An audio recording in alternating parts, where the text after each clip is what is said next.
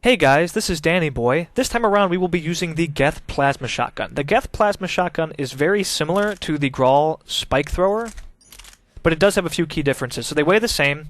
The Plasma Shotgun has a little bit larger capacity. It has about the same fire rate. It does a little more damage, but it has less accuracy.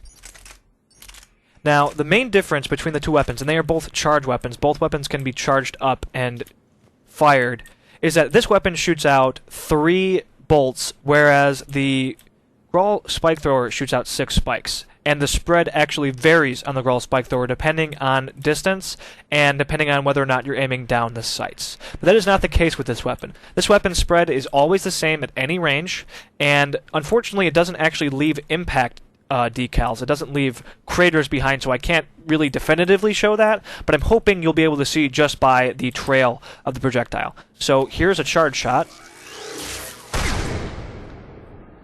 Here's a charge shot down the sights.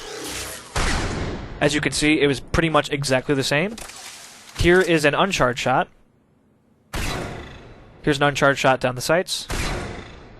Here is about as fast as it can fire. As you can see, very slow.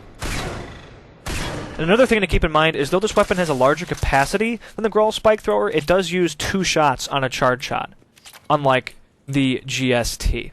Also, again, a technique you can use with this weapon is rather than doing a full charge, to do a very quick charge, a very short charge. Say hold down the weapon for, rather the button for about a quarter of a second, release, and then fire again rapidly. So, like so. And I can do it a little faster than that if I get the timing just right. Like so.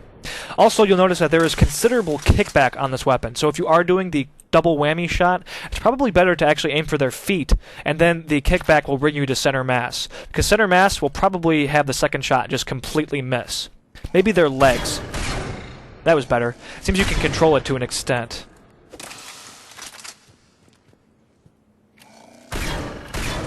Ah. Apologies. There we go.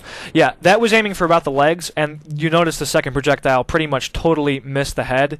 And it did hit, but only one of the beams hit. That's something to keep in mind of this weapon.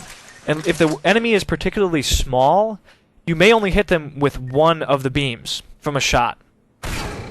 As you can see, one of those actually missed. So at very long ranges, you need to keep that in mind. At shorter ranges, it's not so much of an issue. I would think it's easier to really aim for the center mass. It's less likely that the enemy will move, but at very long ranges, it's just something to keep in mind. It also makes this weapon possible to hit groups of opponents rather than just individual opponents. So just some of the unique aspects of it. And there we go. That was about center mass. The second shot, the 3 shots, pretty much totally missed the head. Alright guys, well thanks for watching. This was Target Practice. I am Danny Boy, and have